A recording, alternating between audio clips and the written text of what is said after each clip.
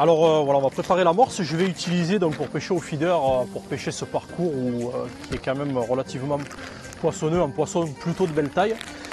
Je vais utiliser à part égale une amorce de la 3100 sas carpe et gros poisson en fine mouture. Voilà, qui est une amorce assez riche qui va intéresser de par sa composition plutôt les gros poissons. Et une amorce gros gardon fine mouture qui va permettre de la faire travailler un petit peu plus, de l'assombrir légèrement et qui va intéresser celle-ci un petit peu plus le poisson, plus le tout venant. Je ne sais pas trop, il y a longtemps que j'ai pu pêcher ce parcours, donc ne sachant pas trop ce que je vais y prendre, je fais une amorce qui va pouvoir intéresser aussi bien les gros poissons que de faire un début de pêche avec des poissons de taille plus petite, certainement des petits hybrides ou des plaquettes, des poissons de ce style. Voilà, donc je vais mouiller 2 kg, c'est largement suffisant pour une partie de pêche au feeder de quelques heures. C'est une des avantages de cette technique, c'est que c'est pas très gourmand en amorce. Voilà. Voilà, donc je vais mélanger les farines sèches entre elles. Voilà. Donc j'utilise un batteur pour les mélanger. C'est vachement plus facile à brasser. Ça permet d'éviter d'avoir à tamiser l'amorce après, puisqu'avec la vitesse de la perceuse, ça va permettre d'éviter de former des grumeaux. J'ai un petit batteur spécial avec un petit tamis qui vient s'insérer au-dessus, donc qui permet de brasser encore mieux l'amorce et de casser encore mieux les grumeaux quand on va la mouiller. Donc déjà je la mélange sèche et puis je vais venir incorporer de l'eau petit à petit.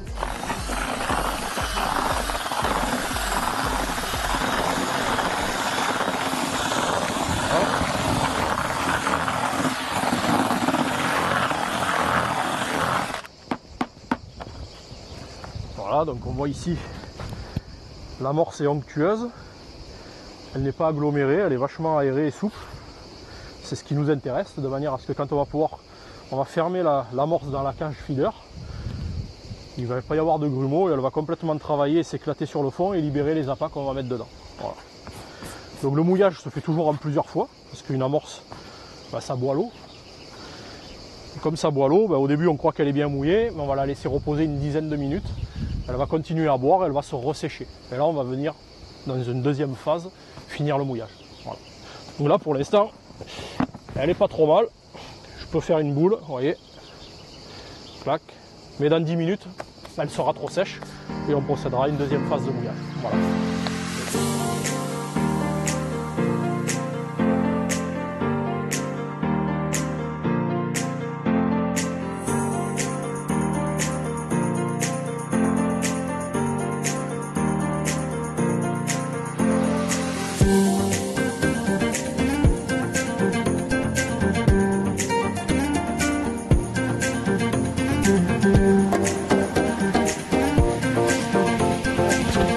Alors je viens d'installer mes piquets de mesure.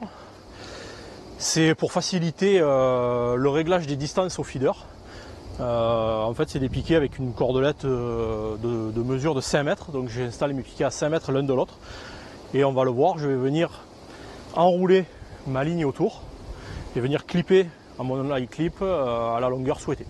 Voilà. Donc j'ai réglé une canne que j'ai sondée déjà au préalable. Donc je regardais à quelle distance il y avait un fond à peu près régulier en comptant les secondes à partir de l'impact de la cage sur l'eau, les secondes que met ma cage pour arriver au fond, pour essayer de trouver l'endroit le plus propice pour prendre les poissons. Généralement on essaye de trouver une cassure ou un endroit le plus profond. Là il s'avère que j'avais 6 secondes de 20 mètres du bord jusqu'à 30-35 mètres.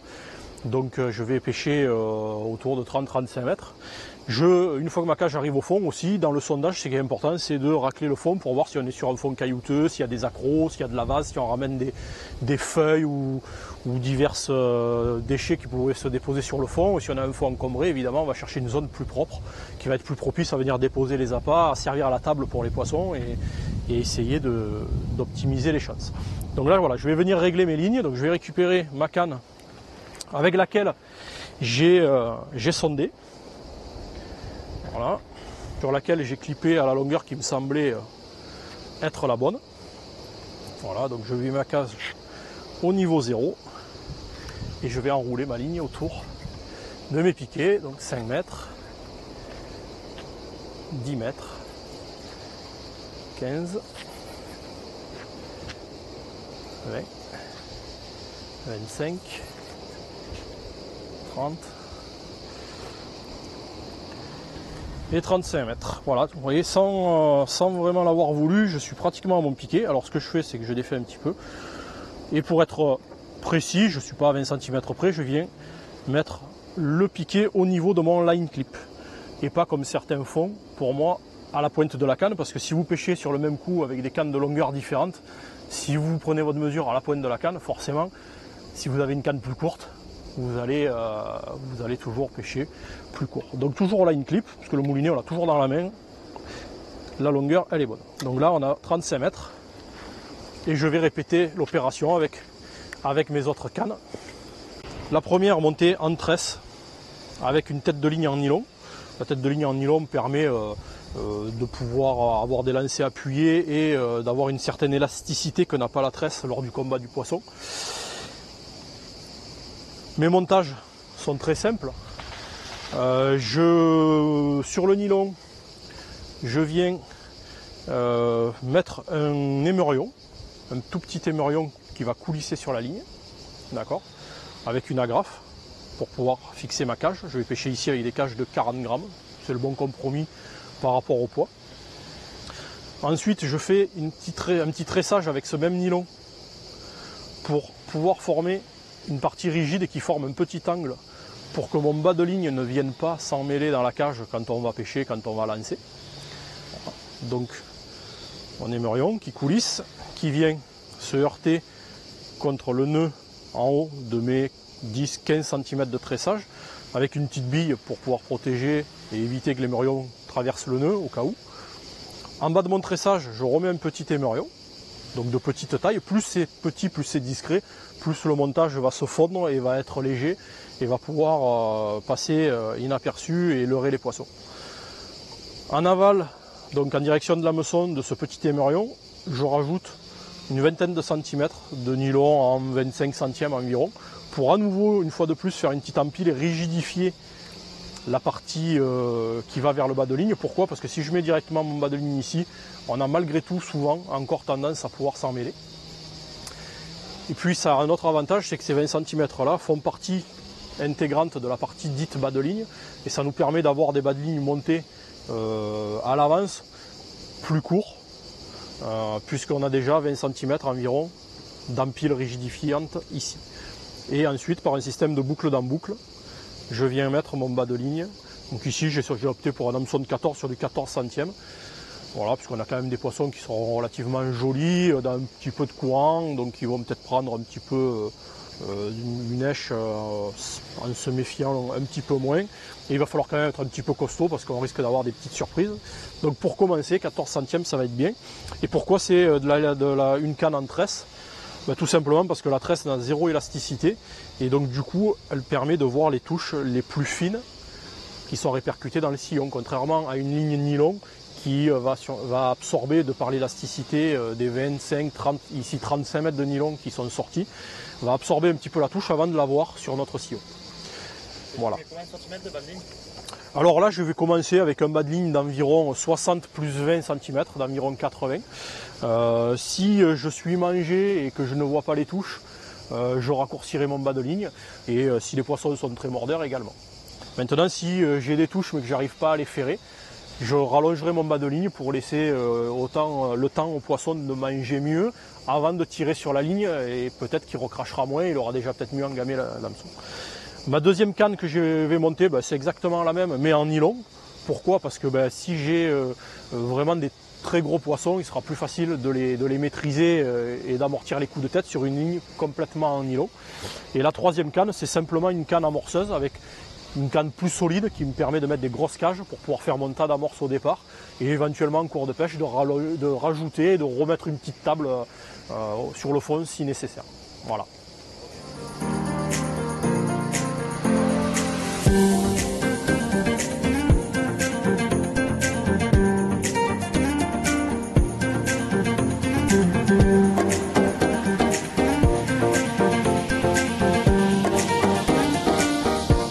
Là l'amorce, comme je vous l'ai dit, elle a bu. Tout à l'heure on faisait la boule, on appuyait dessus, elle tenait, et là vous voyez qu'elle est trop sèche.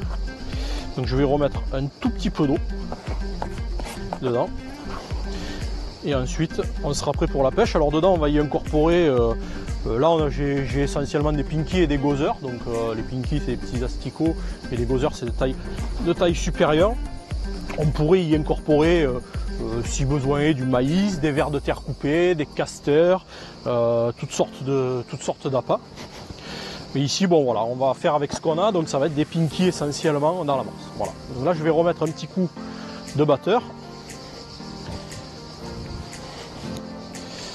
Et un petit peu d'eau encore.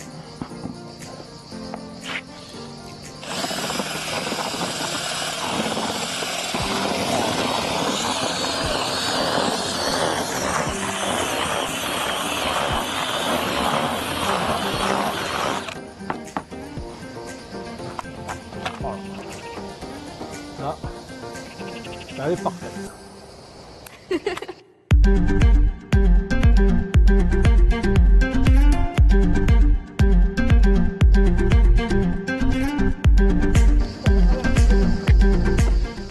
Voilà, donc pour trier les asticots, quand on en a des morts au milieu des vivants, il suffit de les mettre sur une petite grille. Les asticots en bougeant, les vivants vont passer à travers et tous les déchets et les morts vont rester en surface. Donc ça va se trier tout seul le temps qu'on s'installe. Voilà, on va essayer de les mettre à peu près à plat. Voilà. Et les pinkies, voilà, ceux-là ils sont nickel. C'est ce qu'on va utiliser, peut-être à l'hameçon, mais surtout pour mettre dans l'amorce. Parce que l'amorce utilisée seule, hormis quand on pêche les ablettes où il faut faire un nuage, et c'est vraiment le nuage qui va attirer les poissons, mais quand on pêche le fond et des beaux poissons, ce qui leur intéresse c'est la viande. L'amorce, c'est vraiment, faut la considérer vraiment comme un véhicule à viande en fait, et elle va servir surtout à amener les asticots sur le fond, et en s'ouvrant on va les libérer. Elle a un petit pouvoir attractif aussi, de par sa couleur, de par sa composition et sa qualité nutritive. Mais ce qui intéresse surtout les poissons, c'est la quantité d'appât. Et un petit peu souvent le secret dans la pêche, c'est d'arriver à maîtriser et à gérer les appâts qu'on met au fond. Si on en met trop, on va gaver les poissons, ou alors ils vont être euphoriques et ils vont taper dans tous les sens et on va louper des touches. Et si on met juste la bonne quantité, on va arriver à les tenir le plus longtemps possible sur le coup, on va arriver à les tenir en appétit et également à leur permettre de venir aussi manger notre èche qui est à l'hameçon, parce que il va y avoir une compétition alimentaire qui va s'installer, parce que il va y avoir très peu d'èche au fond et du coup il va falloir qu'à un moment donné ils mangent bien ce qu'on va leur présenter à l'hameçon.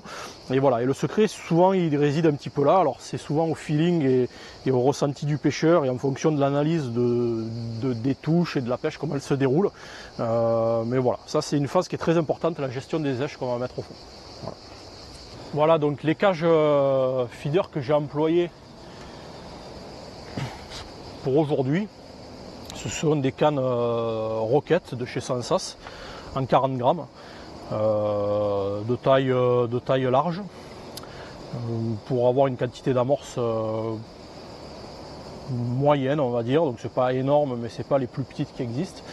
Ce sont des cages qui ont un plomb en tête, ce qui permet de faire un petit peu un effet missile.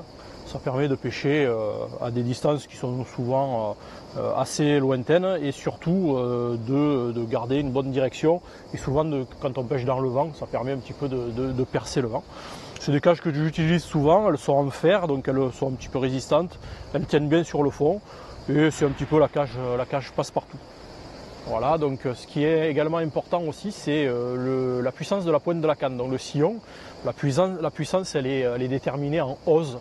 Donc généralement on retrouve dans le commerce des puissances qui commencent à un demi-ose, donc 0,50, 3/4 de ose, 0,75, 1 ose, 1 ose et demi, 2 oses, et ensuite c'est de 1 en 1 jusqu'à des fois 4, 5 oses on peut retrouver, voire plus.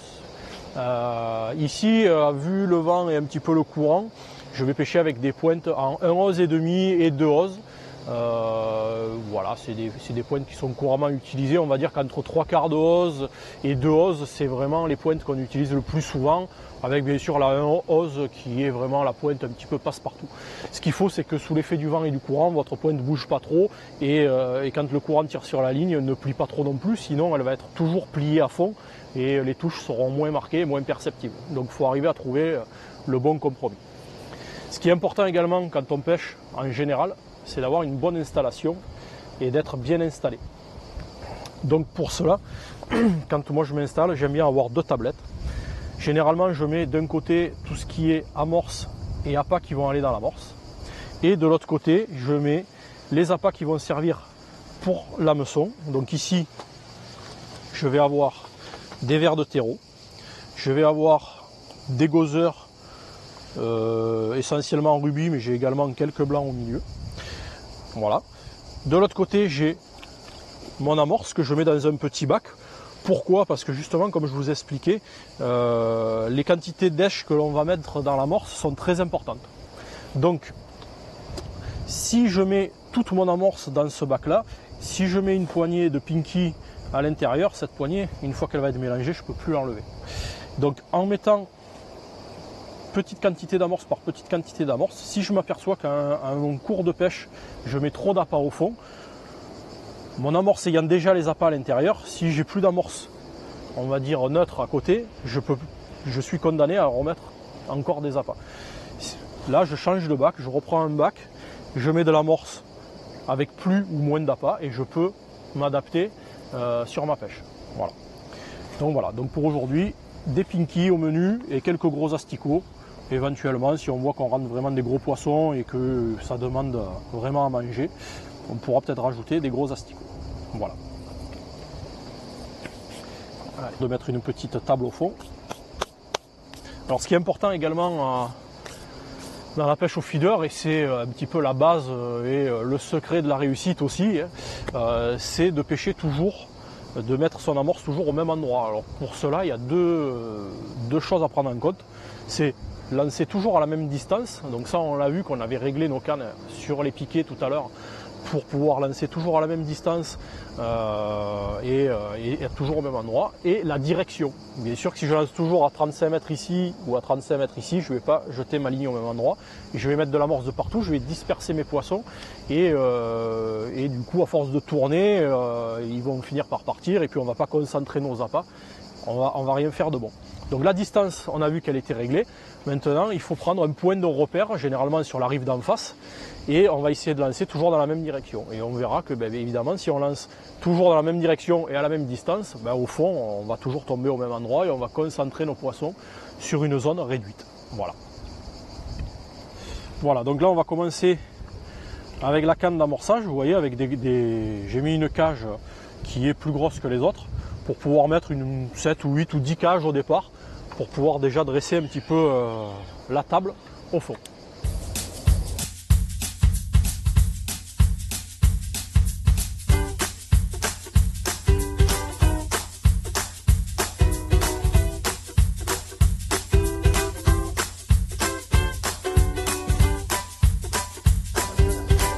Là je vais mettre 8 cages je pense. Voilà, à peu près pour quand même dresser une table, parce qu'on est quand même dans le Rhône, il y a normalement beaucoup de poissons, plutôt des beaux poissons. Donc il faut quand même en mettre un petit peu.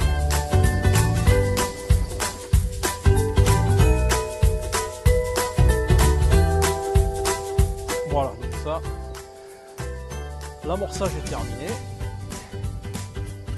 On repose la canne et on va prendre première canne. Celle-ci a déjà le bas de ligne, donc en 14-14 on va commencer la pêche comme ça. Voilà. Allez. Bon, je vais commencer avec 2 asticots. Le premier, je vais l'enfiler sur la...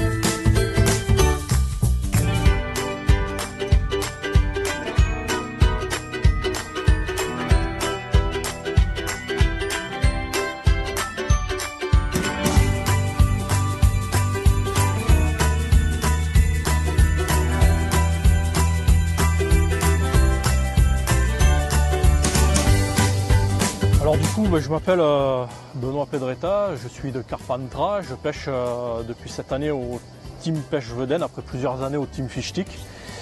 Mon parcours, j'ai débuté en compétition à l'âge de 14 ans, là je vais en avoir 39, avec quelques années d'interruption au milieu, mais j'ai jamais vraiment quitté la pêche. Donc j'ai commencé en pêche, essentiellement en pêche au cou à la grande canne, un petit peu en pêche à l'anglaise, après je me suis mis un petit peu sur les pêches en carpodrome.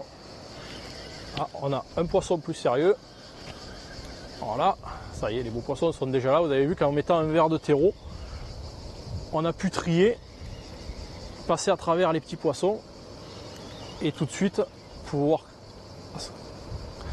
présenter un appât plus longtemps sur le fond et les beaux poissons sont venus s'y intéresser. Voilà. Donc comme je vous disais, j'ai commencé à la canne, puis à l'anglaise, puis au carpodrome, essentiellement au carpodrome d'Aubignan. Et je me suis pris d'affection pour la pêche au feeder. Et j'ai commencé cette pêche il y a maintenant quelques années et j'ai commencé les championnats.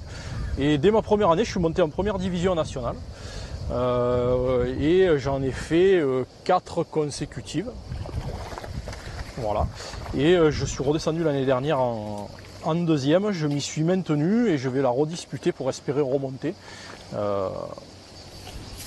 cette année, à la fin du mois de juillet.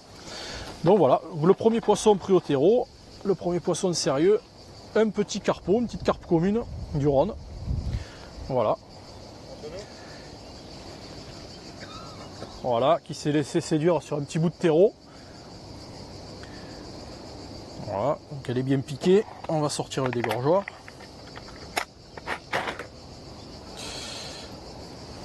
Voilà, donc au bout d'une dizaine de minutes de pêche, on a déjà un beau poisson qui est venu se laisser leurrer. Donc c'est de bon augure pour la suite de la pêche.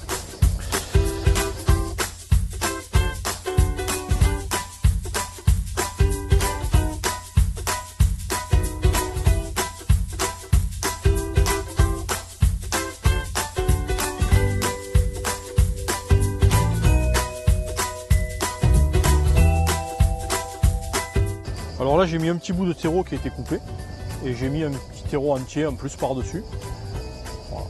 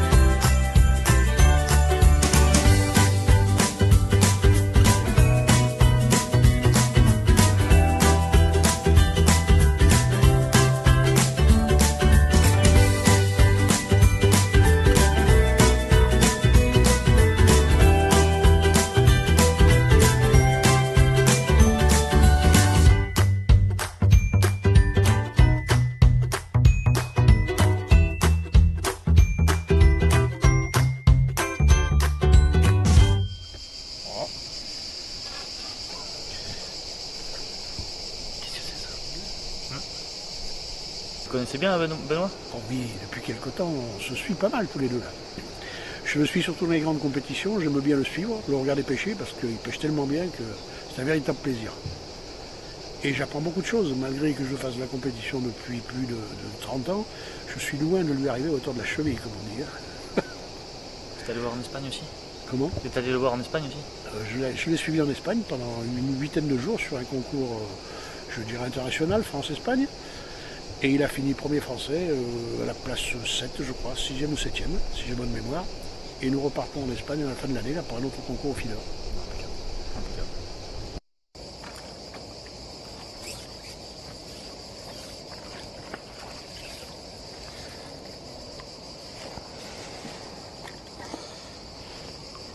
Ça commence à payer un peu, hein? Ça commence à payer un petit peu. Voilà, hop, la plaquette. Voilà, je suis passé à l'asticot, je mets un gros bouquet d'asticots parce que j'ai vu que les petits poissons commençaient à avoir déserté le coup, ou du moins peut-être sont juste un petit peu gavés maintenant. Donc je suis repassé à l'asticot pour faire un essai, et là j'ai pris un poisson correct. Donc je remets mon petit bouquet, voilà, 4-5 asticots.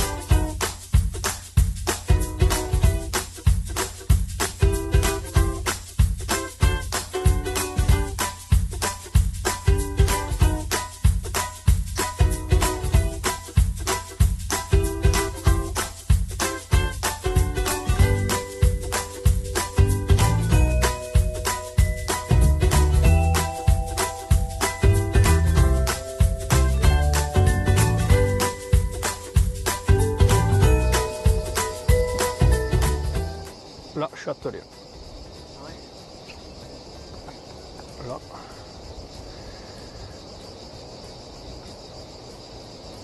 Voilà, là. Belle touche. Bizarre. Là, c'est gros.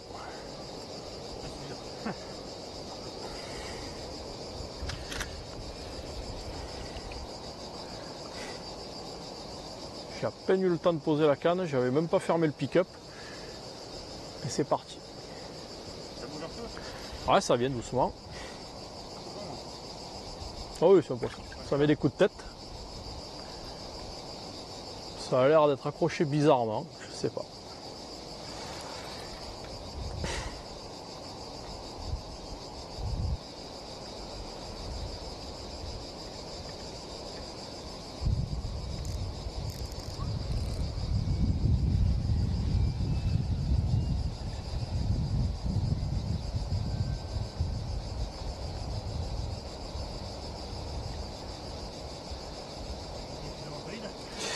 Je suis en 14 centièmes, donc c'est quand même costaud, mais hop, je l'ai perdu.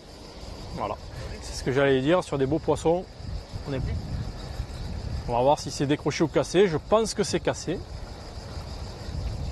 Et non, c'est décroché. Bon, voilà. Ça, c'était joli. Une belle boule de mucus. C'était certainement une grosse brème, mais on ne le saura jamais.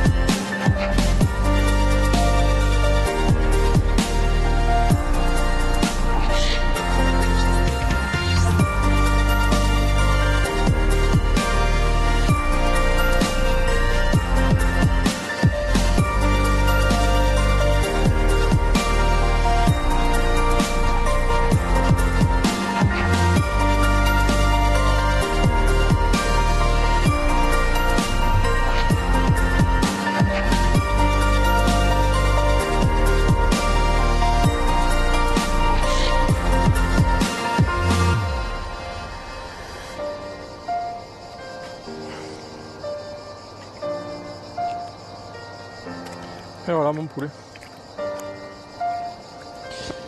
Hop. Allez, on va voir un petit peu le résultat de la pêche. Bon, qui n'avait pas vraiment été la pêche escomptée au départ, puisque les seuls gros poissons qu'on a tenus en ligne, on les a perdus. Voilà. Il y a eu quand même pas mal de touches. Alors on va regarder ça.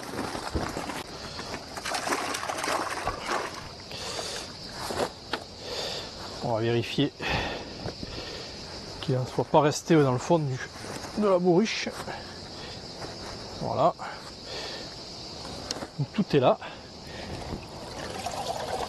Voilà. Donc on a pris un joli carassin, quelques petits carpeaux. Voilà. Des hybrides. Il y a une ou deux plaquettes qui traînent au fond. Un gardon. Un joli gardon. Voilà. Donc c'est un petit peu plus de 2h30 de pêche au feeder dans le Rhône. Alors bon, je pense que l'absence de courant a vraiment été néfaste à la pêche. Parce que c'est vrai que d'habitude, les dernières pêches qui ont été réalisées, c'est quand le Rhône était un petit peu en crue et ça tirait vachement plus. Mais bon, malgré tout, on s'est quand même amusé, on a eu des touches, il a fallu chercher un petit peu. Au début, on était à la tresse, au nylon, ça allait mieux. On a rallongé les bas de ligne, on a resserré un peu l'amorce dans les cages pour éviter de faire des particules et attirer les trop petits poissons qui nous embêtaient vraiment au début. Voilà, on a essayé malgré tout de s'adapter au maximum. Et voilà, et donc on a pris quand même quelques poissons. C'était vraiment sympa, voilà, une petite partie simple de pêche au feeder. Voilà, n'hésitez pas à mettre un like sur la page et à vous abonner sur la page YouTube. Et peut-être à bientôt pour une prochaine aventure. Au revoir.